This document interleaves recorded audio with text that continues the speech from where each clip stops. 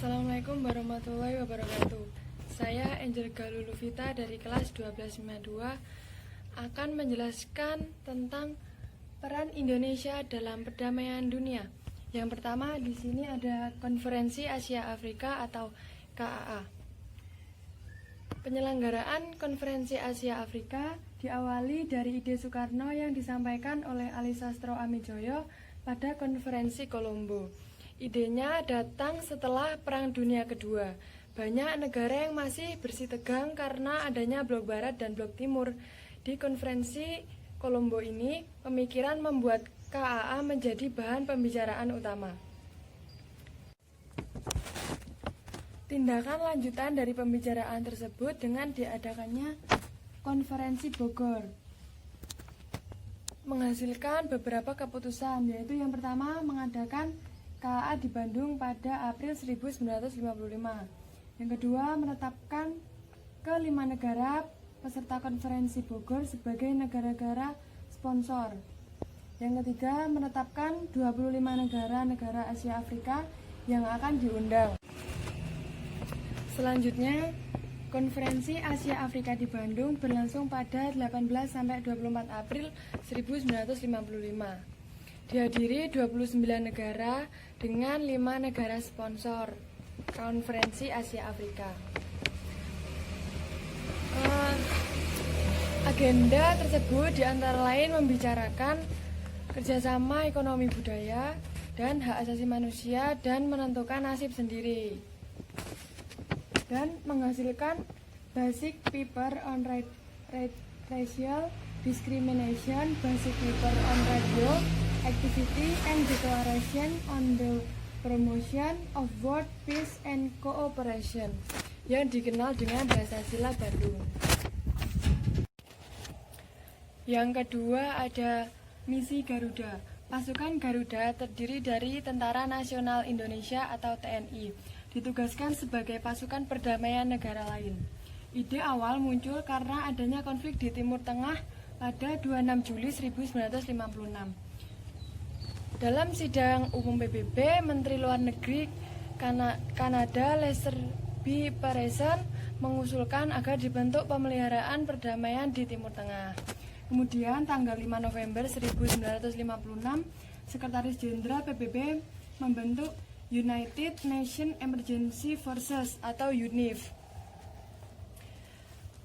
Dan pada Senin 21 Maret 2016, Indonesia menjadi kontributor terbesar ke-10 pasukan pemeliharaan perdamaian PBB dari 124 negara.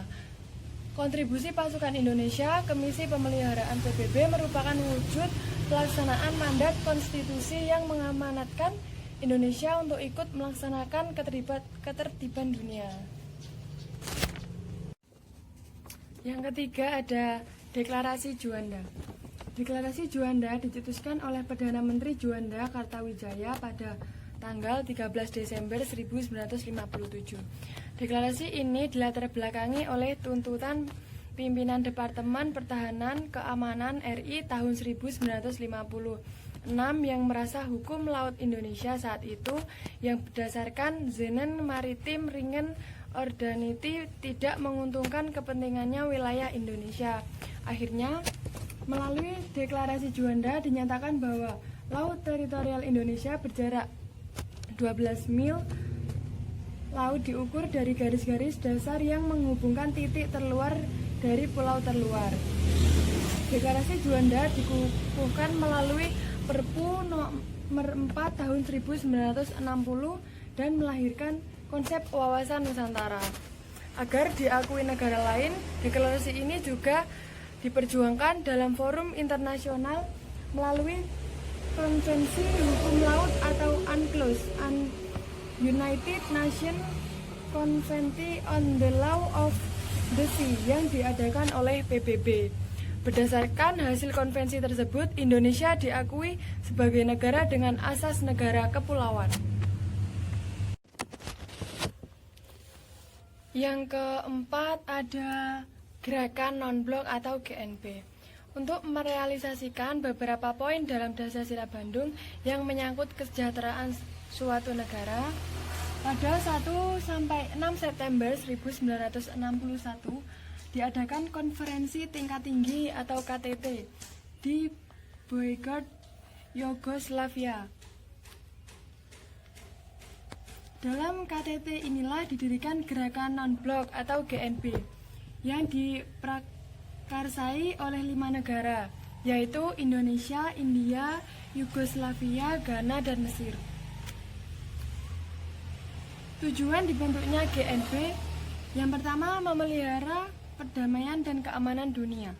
Yang kedua mengusahakan agar PBB berfungsi secara efektif. Yang ketiga mengusahakan terwujudnya tata ekonomi dunia baru. Yang keempat mengusahakan kerjasama di segala bidang dalam rangka mewujudkan pembangunan ekonomi dan sosial. Tujuan dari GNB yang tercantum dalam Deklarasi Havana tahun 1979 yaitu menjamin kemerdekaan, kedaulatan, integrasi teritorial, dan keamanan. Sebagai pelopor berdirinya GNB, Indonesia memiliki peran cukup besar dalam GNB. Di antaranya salah satu negara penggagas KA yang merupakan cikal bakal digagasnya GNB.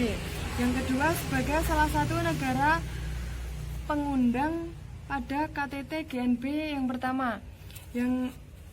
Hal ini karena Indonesia merupakan salah satu pendiri GNB dan berperan besar dalam mengajak negara lain untuk bergabung dalam KTT. Yang terakhir, menjadi ketua dalam penyelenggaraan KTT GNB yang ke-10 yang berlangsung pada 1 sampai 7 September 1992 di Jakarta dan Bogor. Hingga tahun 2016, KTT GNB telah diadakan sebanyak 17 kali dan pada 2012 telah memiliki 120 negara sebagai anggota. Sekian penjelasan dari saya. Bila ada salah kata saya mohon maaf. Wassalamualaikum warahmatullahi wabarakatuh.